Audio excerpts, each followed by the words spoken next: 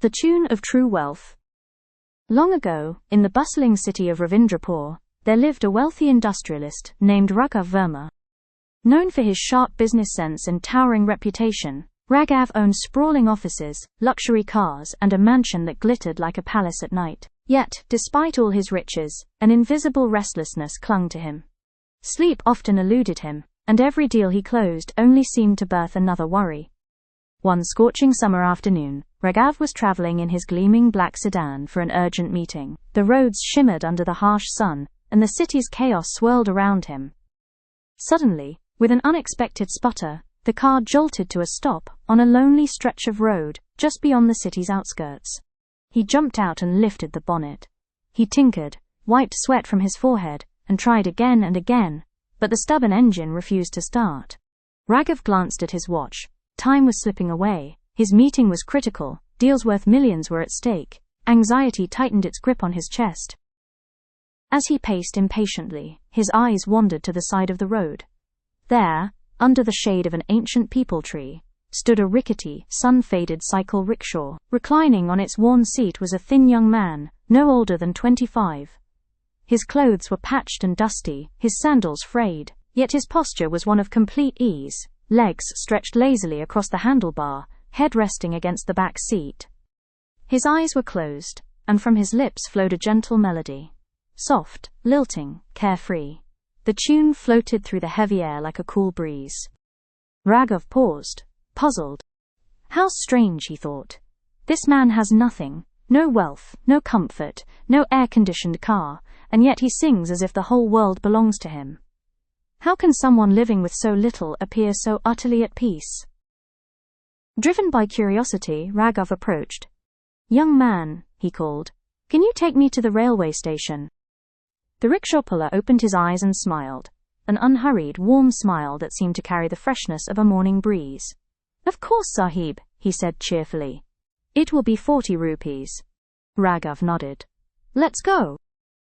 The young man, whose name Raghav would soon learn was Arjun, sprang to his feet with surprising energy.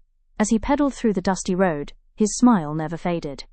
He hummed the same tune, sometimes whistling, sometimes softly singing words that Raghav could barely make out. His movements were light, almost playful, as though the blazing sun and the weight of the rickshaw were no burden at all. Raghav, seated comfortably, could not stop observing him. "I own fortunes, yet my heart is heavy. This young man earns barely enough to eat, yet he radiates happiness. How is this possible?" By the time they reached the station, Raghav's curiosity had grown into fascination. Before stepping down, he asked, "Arjun, would you come to my home for dinner tonight? I would like to talk to you." Arjun's eyes sparkled with surprise, but not hesitation. "Why not, Sahib? I'll come." That evening, as twilight settled over the city, Arjun arrived at Raghav's grand mansion. The marble floors gleamed under crystal chandeliers, and a fountain sang in the courtyard. Servants in crisp uniforms ushered him inside. A lavish feast awaited. Fragrant biryani, steaming soups, golden fried snacks, delicate sweets, and bowls of fresh fruit. Silver platters gleamed under soft light. Arjun took a seat with the same easy grace he had on his rickshaw. He greeted everyone with a gentle nod and began to eat. No wide-eyed amazement, no hurried grabbing of delicacies. Just quiet enjoyment, a soft hum escaping his lips as he tasted each dish. Raghav, seated across the table, watched in growing astonishment. How can he remain so calm in the midst of such luxury? Shouldn't he be overwhelmed? After dinner, Raghav made another plan. "Arjun," he said with a polite smile, "why don't you stay here for a few days? You've been working so hard, you deserve some rest. Consider it a small gift." Arjun smiled again, his eyes serene. "As you wish, Sahib."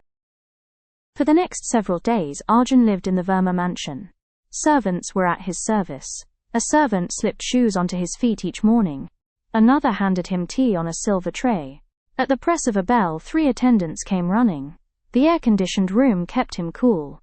A giant television filled his evenings with movies and music. Yet nothing about Arjun changed. The same quiet smile, the same soft humming. No trace of excitement, no sign of boredom. Raghav grew increasingly restless. This is impossible. Wealth dazzles everyone. Why does it leave him untouched? Finally one evening he asked directly, Arjun, tell me honestly, are you happy here? Yes, Sahib, Arjun replied without pause. Very happy. And you enjoy all this comfort? Of course, Arjun said with a gentle laugh. Who wouldn't? Raghav leaned forward. Then why do you not seem surprised? Why don't you cling to it? Arjun tilted his head, his eyes calm.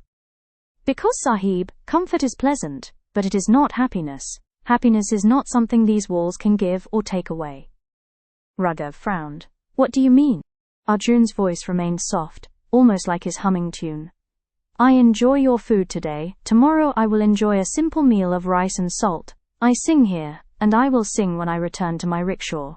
My heart does not belong to things, it belongs to this moment. Raghav was silent, unsure what to say. But the next morning he decided to test Arjun one final time.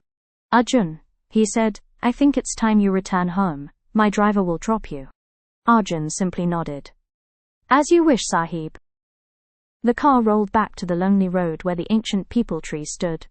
Arjun stepped out, thanked the driver, and walked toward his rickshaw.